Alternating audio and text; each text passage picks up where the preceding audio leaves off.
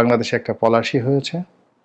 পলাশীর আম্র কাননে বাংলাদেশের স্বাধীনতার সূর্য অস্তমিত হয়েছে এবং আমাদের এই বাঙালির হাতে পায়ে সেই গোলামির যে শৃঙ্খল জিঞ্জির কিভাবে পড়েছিল, যদি বুঝতে চান দীনবন্ধু মিত্রের যে নীল দর্পণ নাটকটি দয়া করে দেখুন, তাহলে বুঝতে পারবেন যে এখনকার যে মীর জাফর তারা আপনার জন্য কোন পরিণতিতে নিয়ে যাচ্ছে। যদি বাস্তব অবস্থা দেখতে চান, আমেরিকা,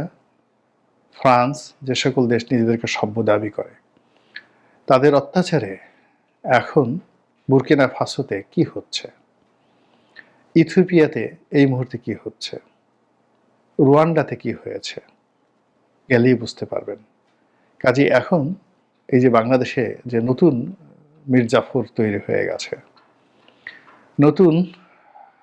যাকে বলা হয় জগৎ শেঠ তৈরি হয়ে গেছে, সুদখোর ঘুষখোরদের একটা সিন্ডিকেট তৈরি হয়ে গেছে, যেভাবে বিচারের নামে অবিচার চলছে,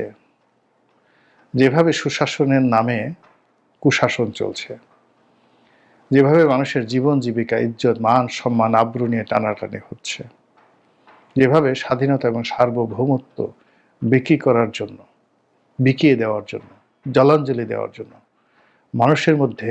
প্রতিযোগিতা শুরু হয়ে গেছে, তাতে করে আমরা যদি সচেতন না হই, আমরা যদি রুখে না দাঁড়াই, তাহলে সেই আগের মীর জাফর দ্বারা, আদি মীর জাফর দ্বারা এই দেশ এবং জাতির যে ক্ষয়ক্ষতি হয়েছে তার চেয়ে আরো অনেক অনেক বড় ক্ষতি, অপমান, লাঞ্ছনা এবং গঞ্জনা আমাদের জন্য অপেক্ষা করছে।